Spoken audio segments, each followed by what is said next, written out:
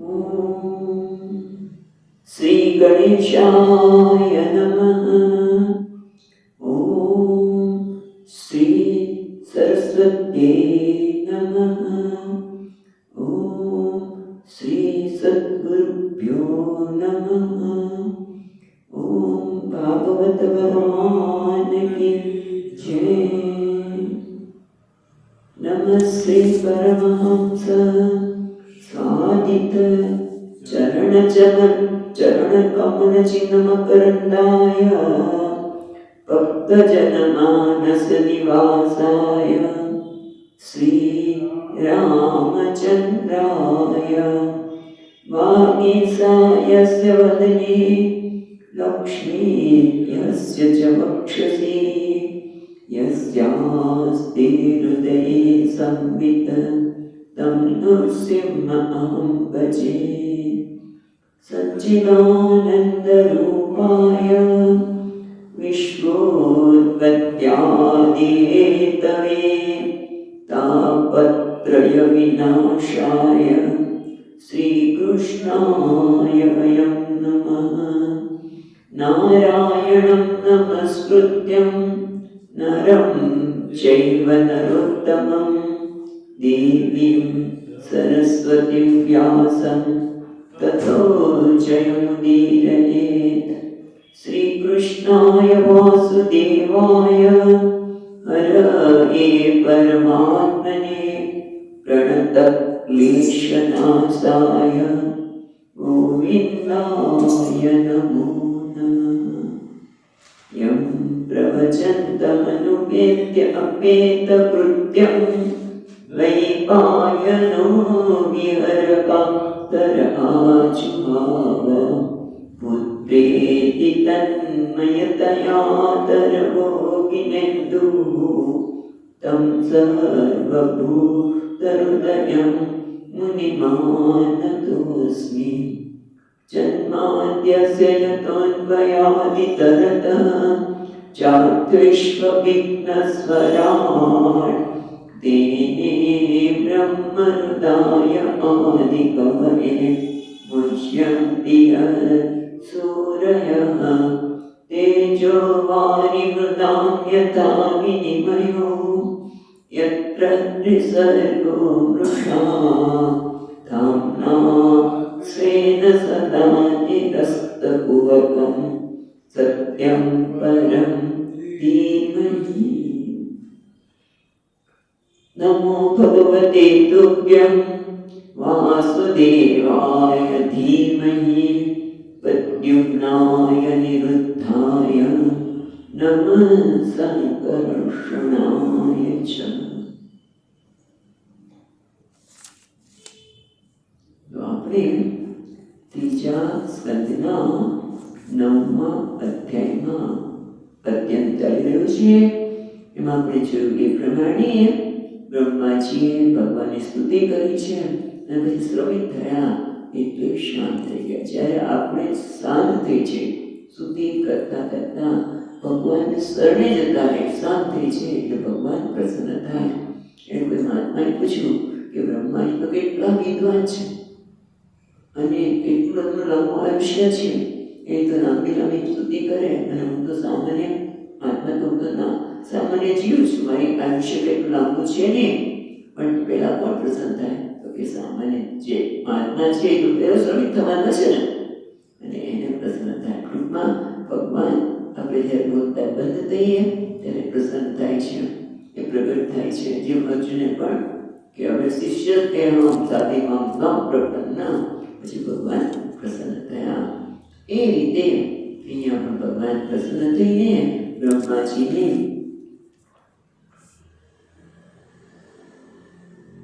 કહ્યું, બહુ સુંદરની વાતો કરી ભગવાને કે બ્રહ્માજી તમે આળસ નહીં કરતા, તમે તો વેદ ગર્ભ છો અને તમે જે મને પ્રાર્થના કરી હતી એ તમે પૂર્વમાં બધું તૈયાર રાખ્યું છે, પણ આના માટે તમારે જ મેં તૈયાર રાખ્યું છે એને જાણવા માટે તમારે ફરી તપ અને ઉપાસનાની જરૂર છે. કોઈનું ઉપાસના કરું તબ તક મારું મત આશ્રયમ. મહારાજ વિષયનું તપ અને ઉપાસનાની ખૂબ જરૂર છે. અને એના લીધે તપ અને ઉપાસનાના લીધે તમને તમારા હૃદયમાંથી અપામૃતમ એટલે કે આ બધું આવરણ છે દૂર થશે. હૃદયની મધ્યમાં જ તમે આ બધાને જોઈ શકશો. આવી વાત કરી અને સાથે સાથે બહુ જ મહત્વની વાત ભગવાને કરી કઈ જીવન મુક્તિની કે જ્યારે બધા ભૂતોમાં રહેલો હું કેવો છું? જેમ દારૂમાં રહેલો અગ્નિ દેખાતો નથી પણ અગ્નિ રહેલો છે એમ બધામાં રહેલો છું. એને જ્યારે પ્રાણીઓ જોશે ત્યારે એના કલ્મશ બધા પાપ અજ્ઞાન રૂપી પાપ અને મોહને એ દૂર થઈ જશે, ત્યાગ કરી દેશે. અને એવું થશે ત્યારે શું થશે? ત્યારે એ પોતાને જીવ છે પોતાને પંચમા ભૂત ઇન્દ્રિયોના વિષયો અને અંતર સર્વથી પોતાને રીત જોશે. એ બધા દ્રશ્ય છે, પ્રક્રિયા જોઈએ છે ને એ દ્રશ્ય છે, દ્રષ્ટા છું, એનાથી રહિત છું, અસંગ છું. અને એ વખતે એ બધાને મારાથી અભિન્ન જોશે અને હું પણ એનાથી અભિન્ન છું એવું જ્યારે જોશે ત્યારે એ સ્વરાટને એટલે મોક્ષને પ્રાપ્ત કરશે. એ બહુ મહત્વની વાત પણ ભગવાને કર્યા પછી ના બ્રહ્માજીને જે કરવાનું કાર્ય છે એના સંદર્ભમાં પણ કહ્યું કે તમે જ્યારે સર્જન કરશો ત્યારે જીવનના અનેક જન્મના પાપ અને પુણ્ય કર્મ છે એને ખ્યાલમાં રાખીને જ્યારે સર્જન કરશો ત્યારે પણ તમે રજોગુણથી વિક્ષિપ્ત થશો નહીં, તમે એનાથી વિષાદ પામશો નહીં. અને સાથે સાથે કારણ કે એનું કારણ એ છે કે તમે પ્રથમ ઋષિ છો, તમને મારું જ્ઞાન છે, તમે મારી સ્તુતિ કરી છે અને એટલે હું પ્રસન્ન થયો છું. અને હું તમને પછી આપણે બધા શ્લોકો ચૂક્યા છે અને એટલે પણ કહ્યું કે તમે મારી કથાના વૈભવની સ્તુતિ કરી છે, તેમજ તપમાં તમારી નિષ્ઠા છે, એ બધો મારો અનુગ્રહ છે. અને આપણો 39મો શ્લોક ગઈકાલે વિજ્ઞાન બરોબર છે. 39મા શ્લોકમાં અઠ્યાતા આપણે 39મા શ્લોક ફરીવાર વાંચીને આગળ જઈશું. પ્રીતોહમ તુ ભદ્રંતે લોકાનાં વિજયેચ્છયા યસ્તૌષી ગુણમયં નિર્ગુણમ મા અનુવર્ણયન. એટલે કે છે ભગવાન કે હું તારા પ્રીતોસ્મી, હું તારા પર પ્રસન્ન થયો છું. ભદ્રંતે તારું કલ્યાણ થાવ. તમે મારી સ્તુતિ કરી છે પણ શું? લોકાનાં વિજયેચ્છયા, લોકોના સજવાની ઈચ્છાથી તમે મને સ્તુતિ કરી છે. ગુણમય નિર્ગુણમ મા વર્ણયન, તમે મને નિર્ગુણ તરીકે વર્ણવતા મારી સ્તુતિ કરી છે. અને એના માટે આપણે ગઈકાલે જોયું કે નિર્ગુણ એટલે કે પ્રાકૃત ગુણથી રહિત, અપ્રાકૃત ગુણ વાળા. એટલે ભગવાનને અપ્રાકૃત ગુણ કયા છે? સર્વજ્ઞ, સર્વશક્તિમાન, સર્જન કરવાની, પાલન કરવાની જે શક્તિ છે એ અપ્રાકૃત છે. એવો પણ અર્થ ગઈકાલે આપણે જોયું હતું. હવે આગળ જઈએ 40મા શ્લોકમાં. યો એતેન પુમાં નિત્યં સ્તુત્વા સ્તુત્તેન માં ભજે તસ્યાશુ સંપ્રતિયેયં સર્વકામવરેશ્વરઃ. એટલે કે છે યહ એતેન પુમાં નિત્યં સ્તુત્વા સ્તોત્રેણ માં ભજતે. એટલે હવે ભગવાન બ્રહ્માજી જે સ્તુતિ કરી છે એ સ્તુતિના સંદર્ભમાં ફળની વાત કરે છે કે યહ પુમાં, જે કોઈ યહ પુમાન એટલે જે કોઈ મનુષ્ય એતેન સ્તુત્વા, આના વડે સ્તુતિ પછી સ્તોત્રેણ, એતેન સ્તોત્રેણ સ્તુત્વા માં ભજતે. એટલે કે છે જે ये मनुष्य स्तोत्र द्वारा नित्यम हमेशा मनुष्य नित्य स्तोत्र द्वारा मां भजते स्तोत्र द्वारा स्तुति करीने मां भजते जे मारी भजन करे छे मने भजे छे तेने तस्य आशु आशु એટલે शीघ्र તરત જ संप्रसीदेयं सर्वकामवरेश्वरः सर्वकामवरेश्वरः ये પહેલા જોઈએ તો સર્વકામ વરાણા ઈશ્વર બધા સર્વકામાના વરાણા ઈશ્વર એટલે કે સર્વ ઈચ્છિત વરદાનને આપવા માટે હું સમર્થ છું. શું છે? તસ્ય આશુ સંપ્રસિદ્ધયે એમ હું અનાદિ હું પણ સત્કરે આશ્રય તરત જ સંપ્રસિદ્ધયે હું એને પ્રસન્ન થાઉં છું. એટલે અહીંયા શું કહે છે કે જે મનુષ્ય નિત્ય આ સ્તોત્ર દ્વારા મારી સ્તુતિ કરે છે મને ભજે છે એના ઉપર સર્વ ઈચ્છિત વરદાનને આપવા વાળો હું એવો સમર્થ તરત જ પ્રસન્ન થાઉં છું. સર્વ સત્કરે પ્રસિદ્ધે અને આગળ કહે છે 41મા શ્લોકમાં 41મા શ્લોક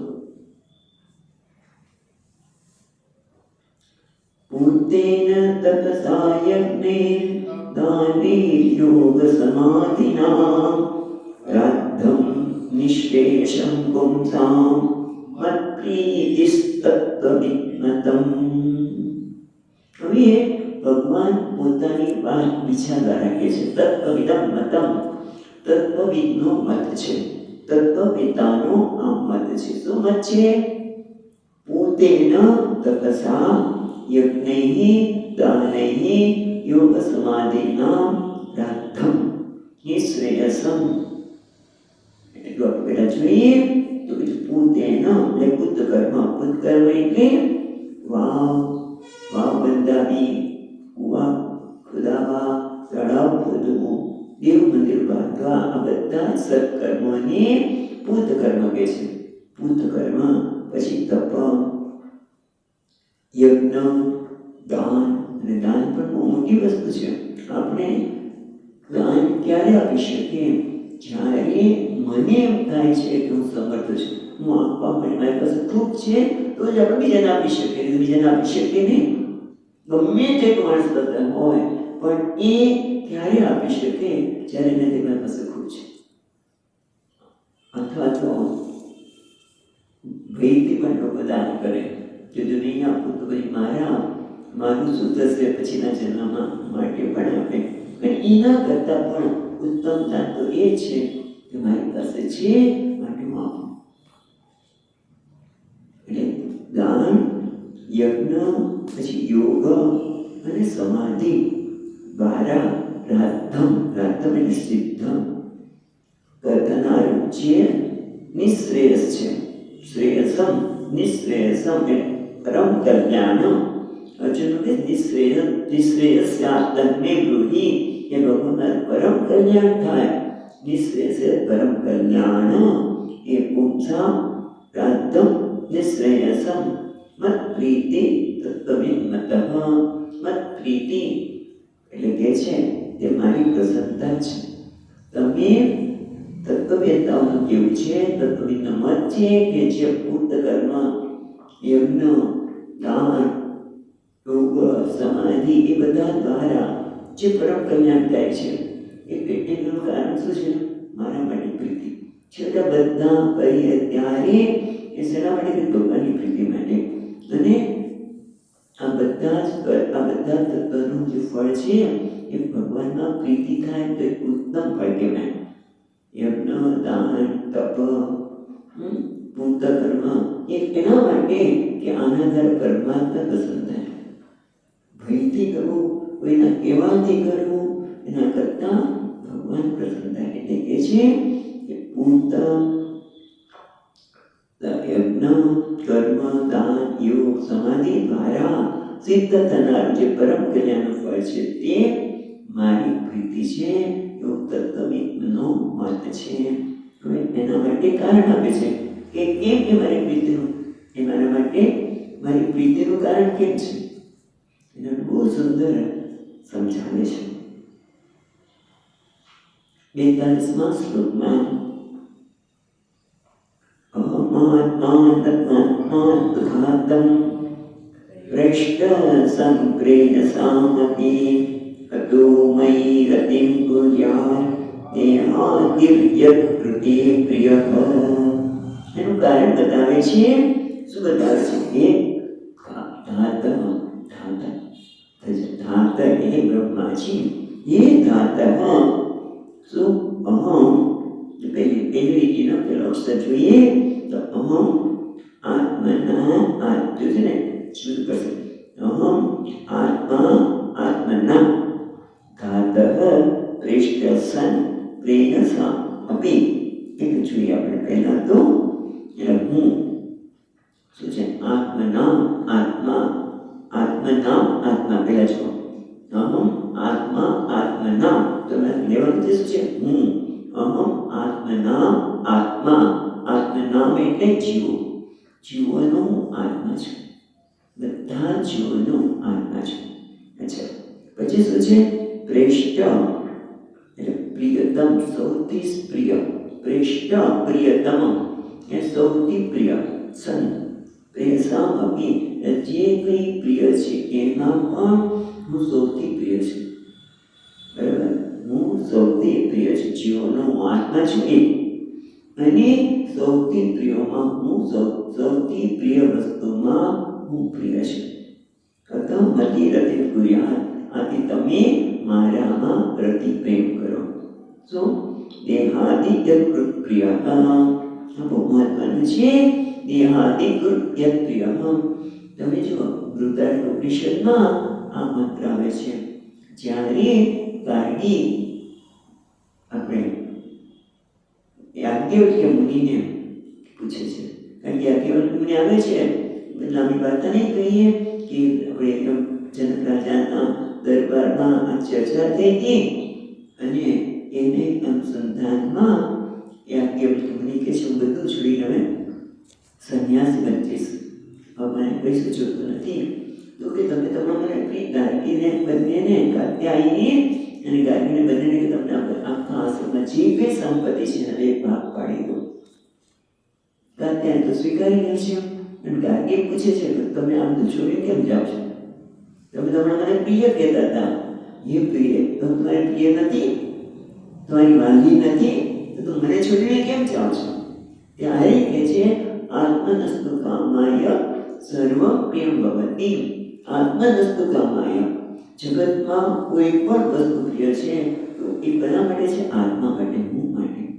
તમે જો કે ગમે તે પ્રિય વ્યક્તિ હોય પણ એ પ્રિય વ્યક્તિ ત્યાં સુધી જ પ્રિય છે જ્યાં સુધી મને એમ લાગે છે કે આ મને ઉપયોગી છે, આ મારી છે.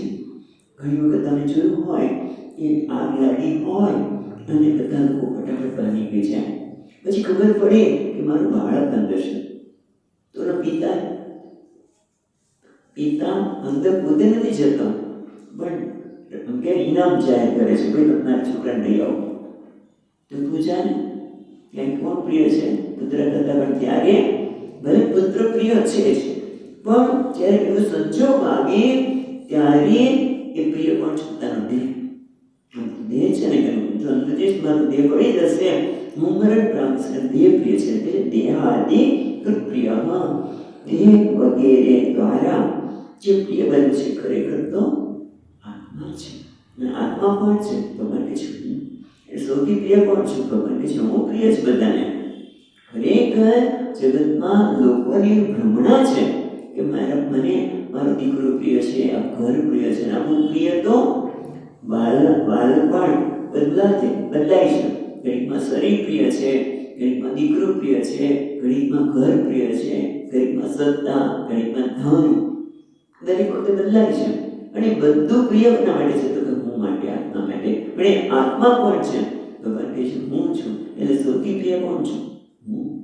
સર્વશ્રેષ્ઠ પ્રિયસામ અભિપ્રેષ્ટ, પ્રિયસામ એટલે પ્રિય પાત્ર છે એમાં હું પ્રિય છું, ભગવાન કહે છે. અને એટલા માટે તત્વવિદ લોકો એમ કહે છે કે ખરેખર આ બધા કર્મ ફળ છેવટે મારા પ્રીતિ જન્મી છે. આ સમજણ નથી જોઈએ કે ખરેખર હું કોને પ્રેમ કરું છું, મને નહીં, પરમાત્માને, મારા હૃદયમાં રહેલા પરમાત્માને જ પ્રેમ કરું છું. અને તમે તો કેવા છો? કૃતાર્થ છો, કારણ કે તમે મને પ્રેમ કરો છો. એટલે કે છે તસ્ત્વં કૃતાર્થ એવ તથાપિ પ્રિયાર્થમ સૃષ્ટિ પૂર્વિત આહ. હવે પછી આ શ્લોકમાં કહે છે કે તમે તો ઘણો પ્રેમ ધરાવો છો મારામાં, કે તમે તો કેવા છો? કૃતાર્થ છો, કંઈ કરવાની જરૂર નથી, છતાં પણ તમને મારા માટે પ્રેમ છે, માટે તમે આ સૃષ્ટિનું સર્જન કરો છો, તો કરો. એટલા માટે 43મા શ્લોકમાં હવે કહે છે સર્વવેદમયેનેદં આત્મનાત્માત્મયોનિના પ્રજા સૃજયતા પૂર્વં યાશ્ચ મયનુસેરતે. એટલે 43મા શ્લોકમાં કહે છે સર્વવેદમયમ એનેદમ એન ઇદમ આત્મના. પેલા પછી પડીએ પછી શબ્દ જોઈએ.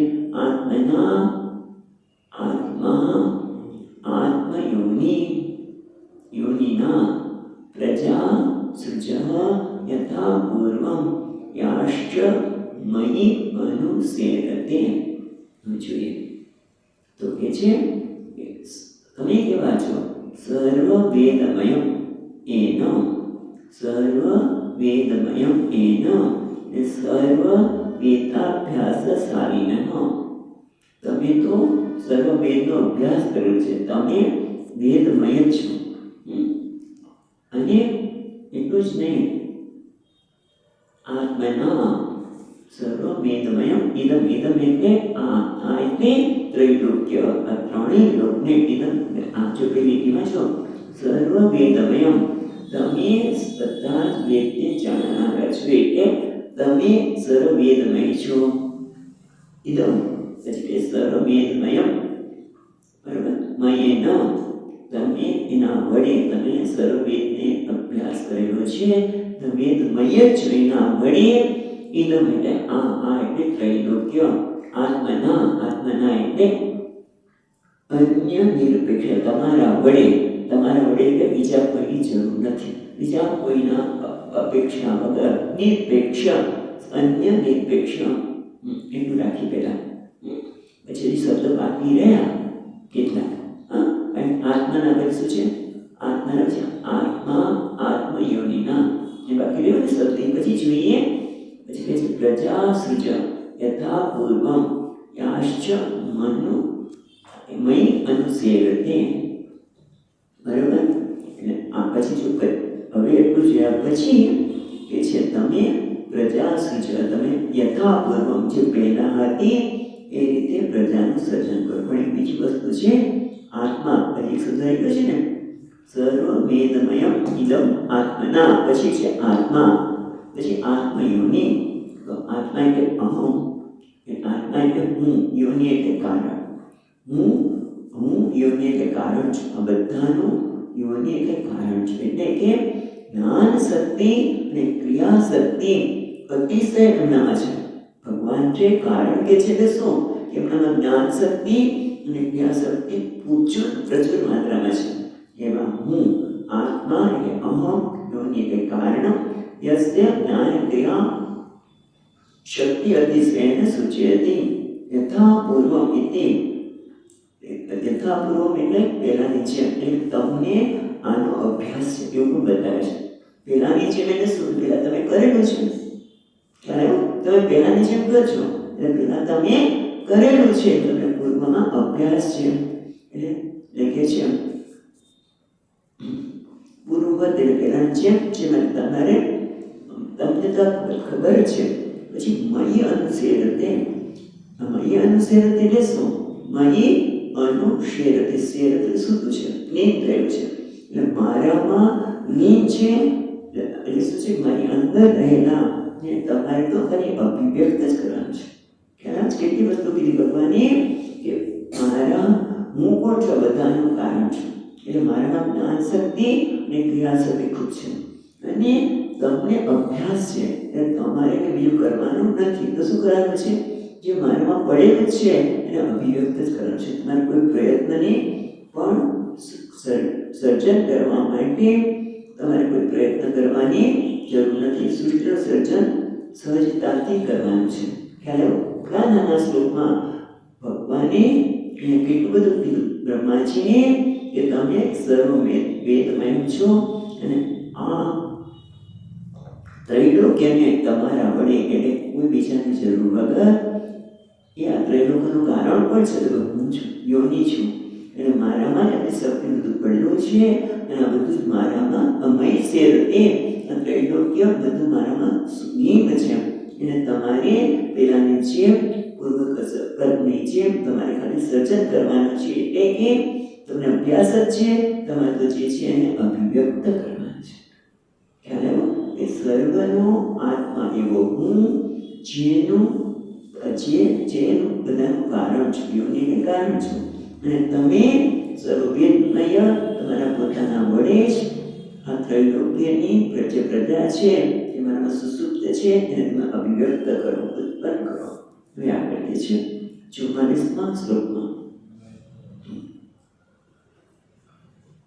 મૈત્રેય ઉવાચ તસ્મા એવં જગત્સૃષ્ટે પ્રધાન પુરુષેશ્વરઃ યચેદં સ્વેન રૂપેણ કંચનાભસ્તિરો દધે.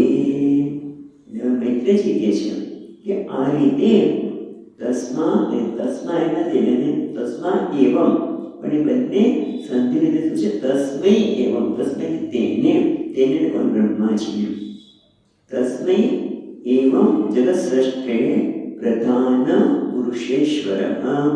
જગતના સ્રષ્ટા કોણ છે? પ્રધાન પુરુષ ઈશ્વરઃ. પ્રધાન પુરુષ ઈશ્વરઃ. પ્રધાન અને પુરુષના પણ જે ઈશ્વર છે પ્રકૃતિ અને પુરુષના જે સ્વામી છે એ કોણ છે? તો કે છે કંચનાભ. કંચનાભ એટલે પદ્મનાભ ભગવાન, જે જગતના સ્રષ્ટા, આ સૃષ્ટિ જગતના સ્રષ્ટાને તસ્મૈ જગત સૃષ્ટિ જગતનું સર્જન કરનાર એમને બ્રહ્માજીને આ રીતે ગણાવ્યું. એવં યજેત ઇદમ આ સર્જન માટે આ સૃષ્ટિના સંબંધમાં બીજી રીતિમાં યજેત ઇદમ એટલે આ એટલે આ સૃષ્ટિના સંબંધમાં વ્યજ્ય જણાવીને વ્યજ્ય ઇદમ વ્યજ્ય એટલે જણાવીને ઇદમ એટલે આ સૃષ્ટિના સંદર્ભમાં જણાવીને સ્વેન રૂપેણ સ્વેન પોતાના સ્વરૂપથી જે નારાયણ છે તે તિરોદધે તિરોધાન થયા. એટલે મૈત્રમની કહે છે કે પ્રકૃતિ અને પુરુષના ઈશ્વર જે પદ્મના ભગવાન છે એ જગતના સ્રષ્ટાને આ સૃષ્ટિને કેવી રીતે બનાવી. કોઈ વાત કે તમારે ઘર બનાવવાની છે જ નહીં, તમારે થોડી પડ્યું છે અને અભિવ્યક્ત કરવાનું છે અને એનો તમને અભ્યાસ પણ છે. એવું બતાવીને ભગવાન તિરોધાન થઈ ગયા. અહીંયા આપણો આ અધ્યાય સમાપ્ત થાય છે. એટલે કે છે ઇતિ શ્રીમદ્ ભાગવતે મહાપુરાણે પારમહંસ્યામ સંહિતાયામ તૃતીય સ્કંધે નવમોધ્યાય. કૃષ્ણાર્પણમસ્તુ. હવે 10મો અધ્યાય આવશે. આ 10મા અધ્યાયમાં 30 શ્લોક છે. આ અધ્યાયમાં તન્માત્રાઓની સૃષ્ટિની રચનાની કથા છે. ભગવાનના દર્શન આપ્યા અને એમને તપ કરવાની બ્રહ્માજીને કહ્યું. એ બ્રહ્માજીએ એમની સૂચના પ્રમાણે વંદન કરીને તપશ્ચર્યાનો આરંભ કર્યો અને પછી સૃષ્ટિની રચના કરવાનું કાર્ય શરૂ કર્યું એ બધા પ્રસંગો આમાં વર્ણન કરવામાં આવે છે. એટલી પૂર્વ ભૂમિકા જોયા પછી આપણે 10મો અધ્યાય શરૂ કરીએ. અથ 10મો અધ્યાય વિદુર ઉવાચ. હવે 10મો અધ્યાયનો પ્રારંભ થાય છે અને વિદુરજી બોલ્યા. પહેલો શ્લોક બરાબર. અંતરિતે ભગવતી બ્રહ્મા લોક પિતામહ પ્રજા સસજ પ્રતિદા દૈહિકિર માનસિર વિભુ. વિદુરજી કહે છે અંતરિતે ભગવતી, તમે તો કીધું ભગવાન અંતર ધ્યાન થઈ ગયા. અંતરિતે ભગવતી, ભગવાન અંતર ધ્યાન થયા પછી બ્રહ્મા લોક પિતામહ, એ બ્રહ્માજી કોઈ સામાન્ય નથી. લોક પિતામહ, લોકાના પિતામહ, એટલે ભગવાન અંતર ધ્યાન થયા તે થતા સંપૂર્ણ લોકના જે પિતામહ છે એવા સમર્થ બ્રહ્માજી પ્રજા સર્જ પ્રતિતા, એમને કેટલા પ્રકારની પ્રજાનું સર્જન કર્યું. એટલે કેટલા પ્રકારે તો કે છે દૈહિકી માનસિક વિભુ. વિભુ એટલે સમર્થ. એ સમર્થ ક્યાં જાય છે? બ્રહ્માજી સાથે. એટલે ભગવાન અંદર ધ્યાન થયા ત્યારે સમર્થ એવા બ્રહ્માજી જે લોકોના પિતામહ છે એમણે પ્રજાનું સર્જન કર્યું. કવિતા કેટલા પ્રકારનું, કેટલા પ્રકારનું એટલે દૈહિકી માનસિક, એટલે કેટલા પ્રકારે શારીરિક અને માનસિક પ્રજાનું સર્જન કર્યું. ચલો હવે આપણે કે છે બીજા શ્લોકમાં. એ જે મે ભગવન પૃષ્ટા વયથા ભોગિતમ ત્વાન વયસ્વાસ તાન વદસ્વાનનુપૂર્વેણ છિદ્દિન સર્વ સંશયાન. એટલે હવે કે છે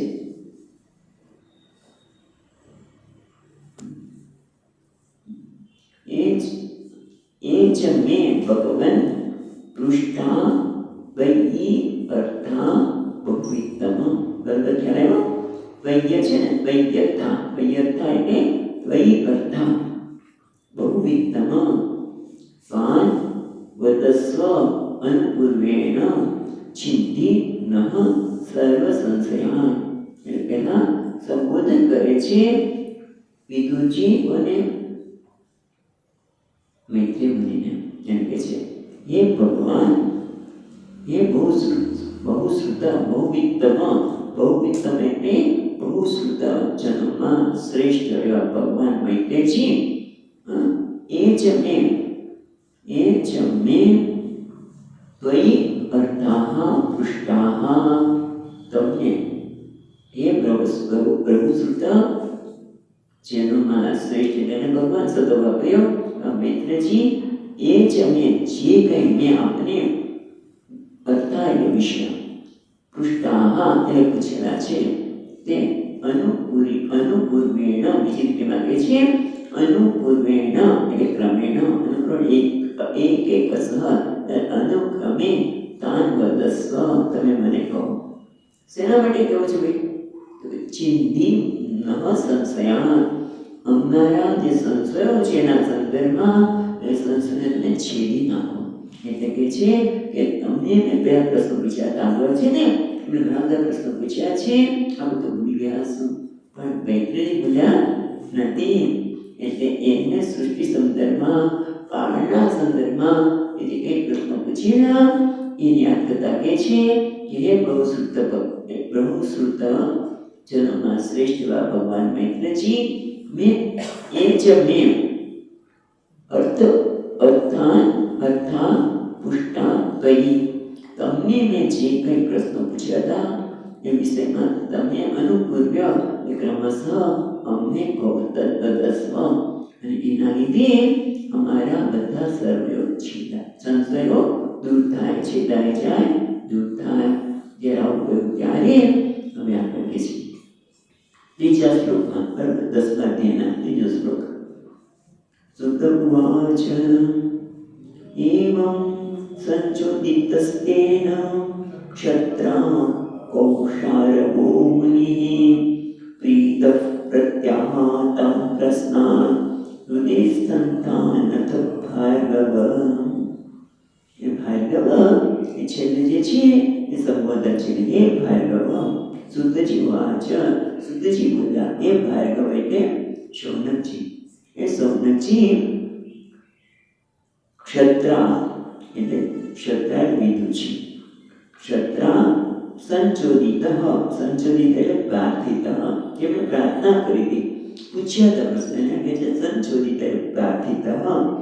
હે ભાર્ગવ, ક્ષત્રા કૌશારો મુનિ.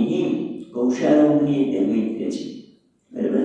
મૈત્ર્ય મુનિને જે પ્રાર્થના કરેલા, વિદુજીએ પ્રાર્થના કરેલા જે પ્રશ્નો હતા એ કૌશારો મુનિ પ્રીતિ પ્રત્યાહ, પ્રીતિ પ્રત્યાહ, એમને પ્રીતિપૂર્વકનો જવાબ આપ્યો, પ્રસન્ન થઈને જવાબ આપ્યો. પણ બધા શું છે, બહુ મહત્વને તાન પ્રશ્ન પ્રીતિ પ્રત્યાહ, એ બધા પ્રશ્નોની પ્રાર્થના કરેલા પ્રશ્નોને બહુ પ્રસન્નતાપૂર્વક કહેવા લાગ્યા. પણ કેવા પ્રશ્નો?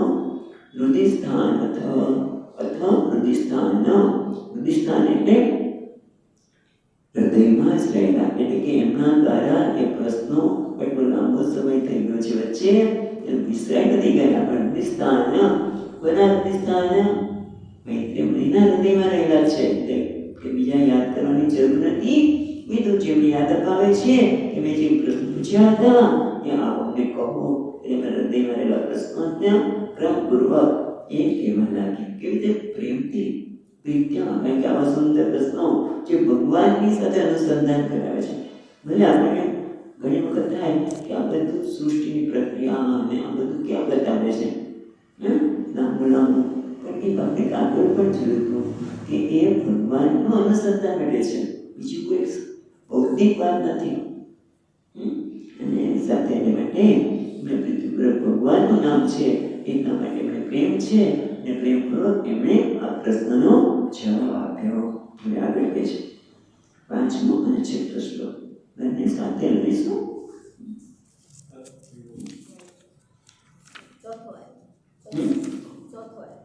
ચોથો જ બાકી છે.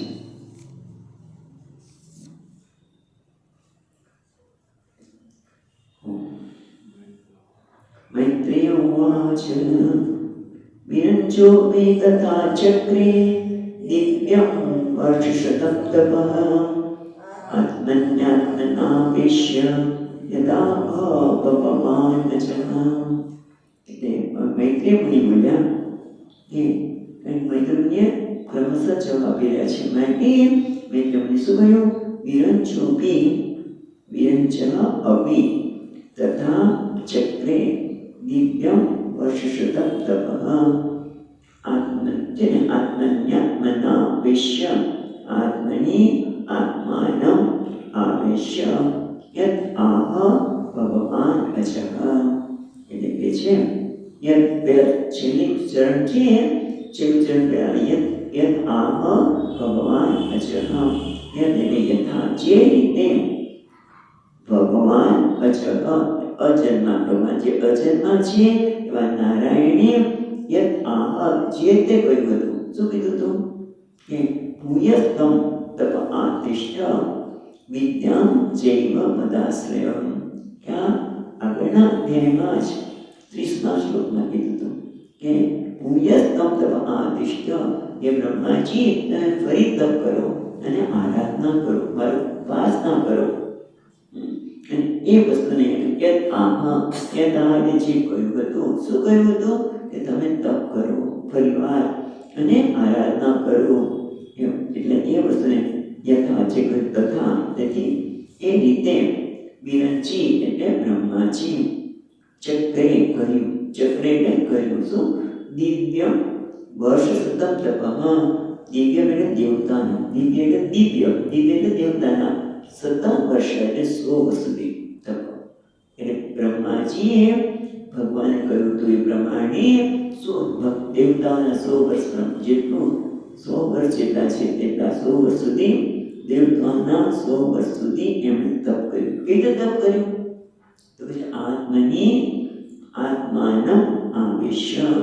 પેલું આત્મની છે ને એ નારાયણ અથવા તો પરમાત્મામાં આત્માની સાતમી વિભક્તિ છે આ પરમાત્મામાં.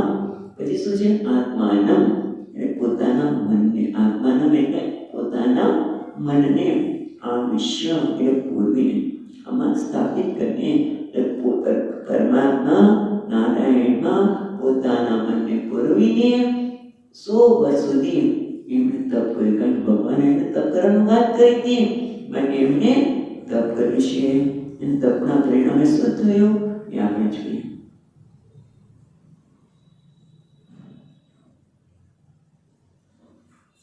તદમિદોક્યાબ્જ સંભૂતો વાયુના યદધિષ્ઠિતઃ પદ્મં પશ્ચ તત્કાલ કૃતવીર્યેણ કંપિતં તપસા ક્ષેદમાનેન વિદ્યયા ચાત્મસંસ્થયા વિવૃદ્ધ વિજ્ઞાનબલો ન્યપાયા વાયું સહં વસા. એટલે કે છે શબ્દ છૂટા પડી તદ્વિલોક્ય અબ્જ સંભૂતઃ. અબ્જ એટલે પાણી, અબ્જ એટલે કમળ પણ થાય. અબ્જ એટલે ખાલી જળ નહીં, પણ કમળમાંથી ઉત્પન્ન થયા, જળમાંથી ઉત્પન્ન થયેલા વાયુના યદ અધિષ્ઠિત, યદ અધિષ્ઠિત જેમાં સ્થિત છે તેવા પદ્મં પશ્ચ તત્કાલ કૃતવીર્યેણ કંપિતં. બધા શબ્દ પછી જોઈએ તો પેલા કે છે તદ્વિલોક્ય, પછી જોઈએ તો શું કે છે કે અબ્જ સંભૂત. અબ્જ સંભૂત એટલે કમળમાંથી જન્મેલા બ્રહ્માજી પદ્મં પશ્ચ યદ અધિષ્ઠિતં. પદ્મં એટલે પછી કમળ છે, કમળમાંથી જન્મેલા જે બ્રહ્માજી જે કમળ પર પોતે યદ અધિષ્ઠિતં, જે કમળ પર પોતે અધિષ્ઠિત છે, કમળમાંથી ઉત્પન્ન થયેલા અને કમળ પર પણ જે સ્થિત છે, અધિષ્ઠિત છે તેવા એમણે શું જોયું? વિલોક્ય. એમણે જોયું. શું જોયું? તત્કાલ કૃતવીર્યેણ વાયુના કંપિતં. તેમણે જોયું કે તત્કાલ કૃતવીર્યેણ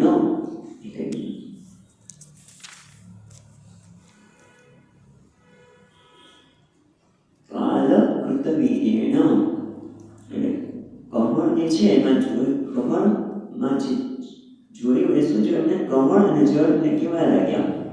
તો પ્રલયકાળ દ્વારા જળમાં કાલેનો કાલ કૃતવીર્યેણ એ કાળ દ્વારા પ્રલયકાળના પ્રલયકાળ દ્વારા પર્વાંતરમાં વિલસવાયું.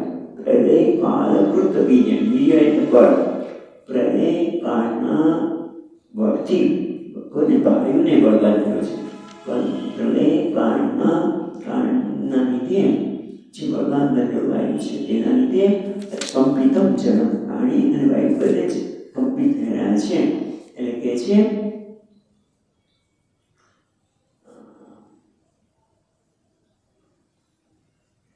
પ્રલયકાળ દ્વારા જેને બળવાન બનવા છે તે વાયુ દ્વારા કંપી ઉઠેલા જળ, એને વાયુ પણ છે અને એના લીધે જળ જે કંપિત થયું છે એને શું કહ્યું?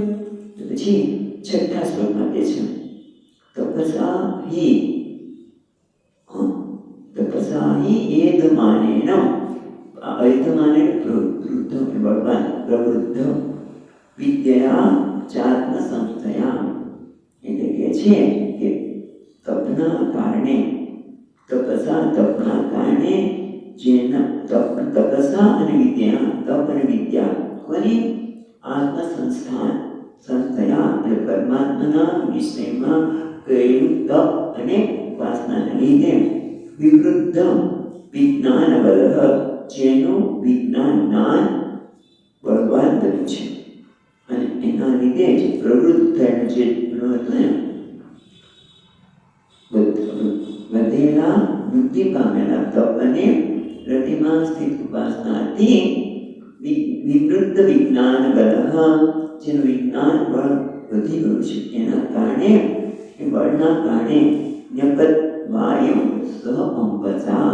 ન્યપત એટલે યહ સહ ન્યપત એટલે પીતવાન, નાસિતવાન. ન્યપત એટલે પી ગયા, પદાર્થનો નાશ કર્યો, વાયુનો અને જળને પી ગયા.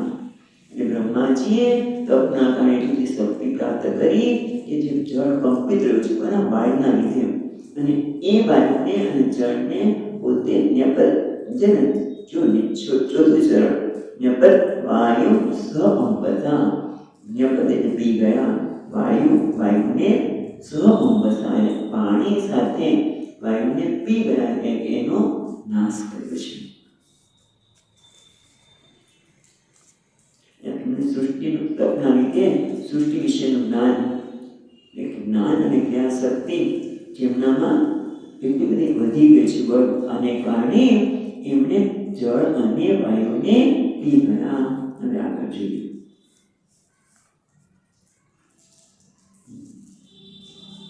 સાતમો શ્લોક. તદ્વિલોક્ય વિયદ્વ્યાપી પુષ્કરમ યદ્યધિષ્ઠિતમ અનેન લોકાન પ્રાજ્ઞિનાન કલ્પિતાસ્મિ નિત્યચિંતયત. એટલે હવે કે છે, હવે તો કશું રહ્યું નહીં, પોતે છે તદ્વિલોક્ય વિયદ્વ્યાપી પુષ્કરમ યદ્યધિષ્ઠિતમ. મહત્વનું શું છે? યદ્યધિષ્ઠિતમ, પોતે જેના પર બેઠા છે. કમળ કેવું છે? વિયદ્વ્યાપી, આકાશને વ્યાપ્ત કરે એટલું મોટું કમળ છે. એટલે પોતે જેના પર બેઠેલા છે તે વ્યોમવત વિયદ્વ્યાપી, વ્યોમના પરિણામ આકાશના પરિમાણ વાળું આકાશને વ્યાપ્ત રહેલું કમળ જોઈને તદ્વિલોક્ય વિયદ્વ્યાપી પુષ્કરમ યદ્યધિષ્ઠિતમ અનેન લોક પ્રાજ્ઞિનાન કલ્પિતાસ્મિન ઇતિ અચિંતયત. અચિંતયનો વિચાર કર્યો. અચિંતયત એમણે વિચાર કર્યો. શું વિચાર કર્યો? કે અનેન લોકાન, કમળ પડે, હું જે પૂર્વમાં આ કમળ પર બેઠેલો છું એટલે કમળની અધિષ્ઠાનને લઈને એટલે કમળ વડે, અને ન એટલે કમળ વડે, કમળ કે સર્જન કરવાનું નથી, પણ આ કમળ પર બેસીને હું લોકાન પ્રાજ્ઞિનાન, જે બધા પ્રાણી લોક છે એ જે પહેલા લીન થઈ ગયા હતા, અને ભગવાન વાત કરી હતી ને, આ લીન થયેલા જ બધું જ છે, તમને અભ્યાસ પણ છે, પણ તમારે તેને વ્યક્ત કરવાના છે. એટલે એ કહે છે કે અચિંતયત, એમણે ચિંતન વિચાર કર્યો કે અનેન લોકાન પ્રાજ્ઞિનાન, આ જે પહેલા લીન થયેલા છે તે ત્રણેય લોકને કલ્પિતામ અસ્મિ, જેને કલ્પિતામ અસ્મિ ઇતિ અચિંતયત. કલ્પિતામ એટલે હું કલ્પનાને સર્જન કરીશ, હું આ બધાનું હવે સર્જન કરીશ. એ સર્જન કરવાની શક્તિ ક્યાંથી મળે? કોઈ પણ વસ્તુ સર્જન કરી હોય ત્યારે ખરેખર તો થોડું તપ કરવું જોઈએ, તપ એટલે વિચાર કરવો જોઈએ, અને આરાધના પણ કરવી જોઈએ, ઈશ્વરના અનુગ્રહની પણ પ્રાર્થના કરવી જોઈએ. આ તો આપણે પોતા 100 વર્ષ સુધી કર્યું, અને એના કારણે એટલી બધી શક્તિ આવી ગઈ કે એમણે જળને અને વાયુને પણ સંબિત કરી દીધા, એટલે પી ગયા. મને આગળ કહે છે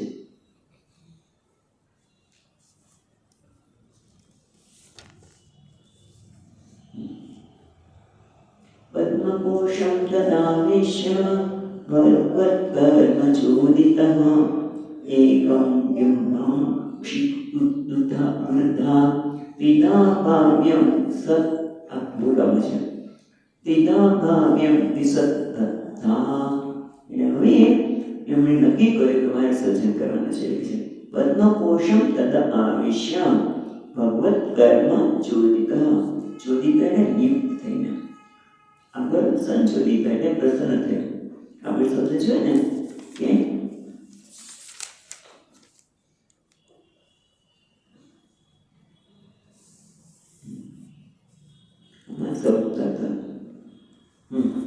બીજા શ્લોકમાં ત્યાં પ્રાર્થિત, અહીંયા ચોદિત એટલે નિયુક્ત કરેલા, એટલે ભગવતા સ્વયં કર્ણીએ કર્મણી ચોદિત નિયુક્ત સન. સ્વયં ભગવાને જો ભગવત કર્મ ચોદિત, પેલા લીટીનું બીજું ચરણ ભગવતા ભગવત કર્મ ચોદિત, એટલે ભગવતા સ્વયં કર્ણીયેન કર્મણી ચોદિત નિયુક્ત સન કદા પદ્મકોશમ પ્રવિશ્ય. તે વખતે બ્રહ્માજી કમળની કળીમાં પ્રવેશ કરીને પ્રવિશ્ય, તે કમળના હવે જો પદ્મકોશમ પ્રવિશ્ય પદ્મકોશમાં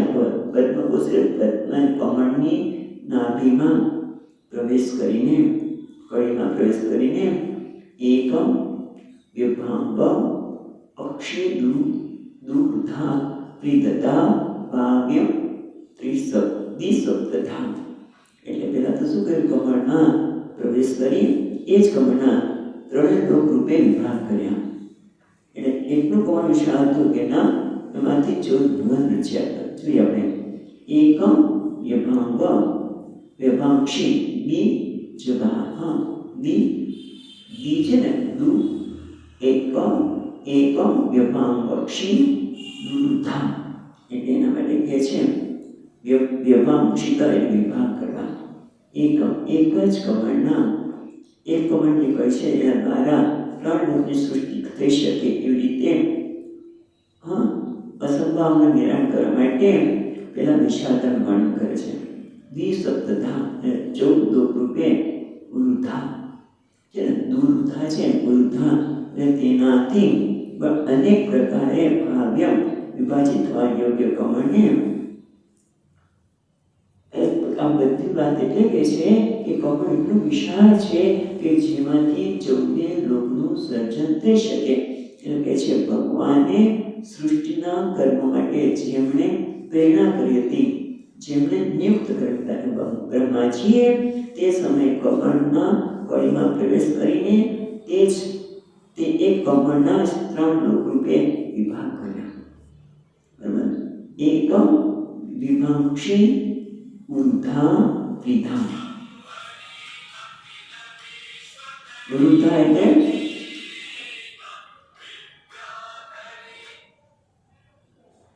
હંમેશા કહ્યું છે પ્લીઝ મોબાઈલ બંધ રાખો તો સારું. વૃદ્ધા એટલે તેનાથી અનેક પ્રકાર, વૃદ્ધા એટલે અનેક પ્રકારે ભાવ્ય છે ને, ભાવ્ય વિભાજિત થવા યોગ્ય કમળને એમને ત્રિલોકી રૂપે ત્રિલોકી રૂપે અને દ્વિસપ્તધા એટલે 14 ભુવન. એ 3 હવે જો આપણું શું થશે અર્થ, એક જ કમળના 3 લોક રૂપે વિભાગ કર્યા. એટલું સારું હતું કે તે 14 ભુવન રૂપે અથવા તો અનેક ભુવન રૂપે એમને વિભાગ કરવા યોગ્ય હતું. આ કમળ વિભાગ કર્યા નથી કહેતા, પણ એટલું યોગ્ય હતું. ખ્યાલ આવ્યો?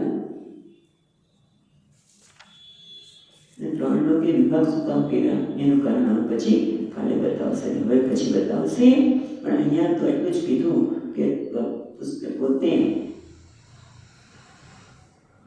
તપ કર્યું, તેમાં પહેલાં તપ કર્યું, એનું સામર્થ્ય પ્રાપ્ત કર્યું, અને એથી જે કંપિત થયેલો વાયુ છે અને જળ છે એને પી ગયા, નાશ કર્યો, અને પોતે જે કમળ પર બેઠા છે એ બધું વિશાળ હતું.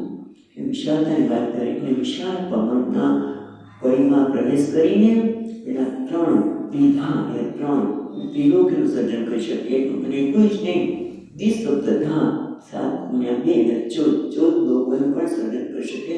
એટલું મોટું વિશાળ કમળ હતું કે જેનું એમણે આગળ સર્જન કરવાના છે એની વાત કરશે. અહીંયા આપણે અટકીએ છીએ.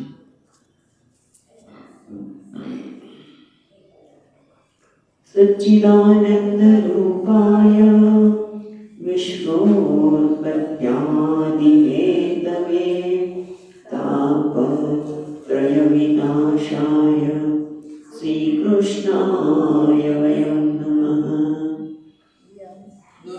યં પ્રવચन्तમનુપેત્ય અપેતકૃત્યં વૈપાયનો વિહરકાતર આજુહાવ પુત્રેતિ તન્મયતયા કરવો વિનેन्दુઃ तं સર્વભૂતહૃદયં મુનિમાનતોऽસ્મિ. ઓમ શાંતિ શાંતિ શાંતિ. હરિ ઓમ. શ્રી